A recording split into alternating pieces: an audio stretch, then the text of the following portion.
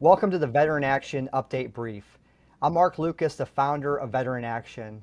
Our guest is Rachel Bovard, a vice president at the Conservative Partnership Institute. Rachel worked over a decade on Capitol Hill, and she wrote an incredible op-ed detailing just how little the United States Senate is actually working to confirm President Trump's nominees. We at Veteran Action are supporting two of those critical nominations. The first is Matt Lohmeier to be the next Undersecretary of the Air Force.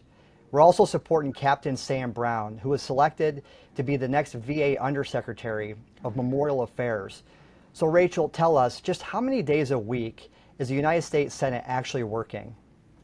So this may shock people, but when the Senate is in session, they pretty much work 2.5 days a week. They come in Monday at 5:30 and they leave by Thursday at noon. And so that amounts to 2.5 days a week. We'd love them to work more, but that's what we're dealing with. And so we're looking at a lot of competing priorities, right? You've got the nominations, you've got reconciliation, the big beautiful bill, and we've also got all of the cabinet secretaries who come on the Hill to have different types of briefings. So can you just walk us through how will this big beautiful bill impact the Senate schedule? Well, this goes back to the urgency of addressing the nominations, confirming them on the floor, because the Senate does have a number of priorities coming up, in particular the reconciliation bill. And reconciliation in the Senate is a privileged process, so it takes precedence over everything else that's happening in the Senate. And while that bill is on the floor, nothing else can be done. That's different than how it is with bills, regular bills outside of the privilege process. Sometimes you can double track, right, between a legislative calendar and nominations that are on the executive calendar. You can do both things.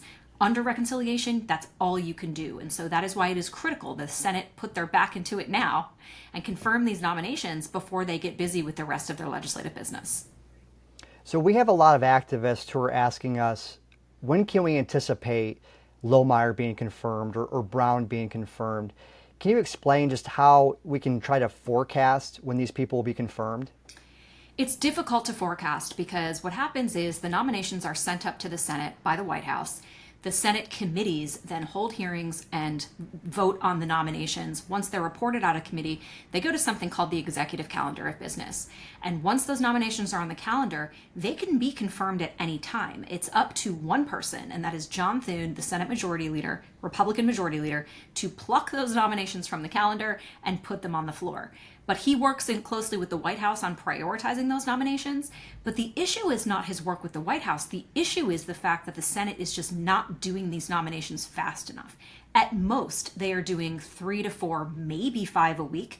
As of today, there are 94 nominations sitting on the executive calendar, and they only require 2 hours of debate. If the Senate just stayed in session from 9 a.m. to 5 p.m., 5 days a week, they could get through this executive calendar. Because remember, Democrat obstruction is not a thing anymore.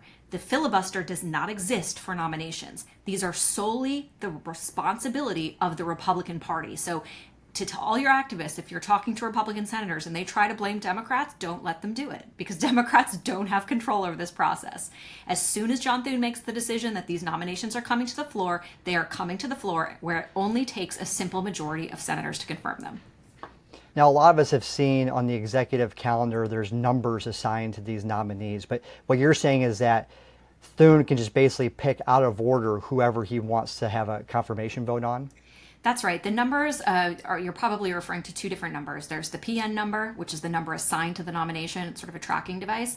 And then there's the number by which they are placed on the calendar. But those things have nothing to do with when those nominations come to the floor.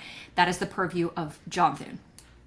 Yeah, and you brought up a great point in your Federalist op-ed that in the Catholic Church, we had the Pope who was sick and who ended up dying, and now we have Pope Leo, and our Vatican ambassador nominee had not been confirmed yet. So there should be, you would think, some situational awareness of our Senate to understand which nominees are the most important. It would have made sense to have the Vatican ambassador selected. What other nominees are the most pressing? I know I'm pressing for the Department of Defense, those nominees in the VA.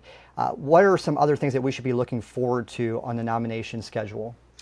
I mean, you have undersecretaries, you have agency deputy secretaries, deputy directors sitting on the calendar. And why these are really important is because these are the people that do the jobs in the agency of implementing President Trump's agenda. The cabinet, is famous and flashy, and the Senate did a good job of confirming them quickly. But at the end of the day, the bureaucracy is controlled by all of these sub-cabinet and down dais nominations.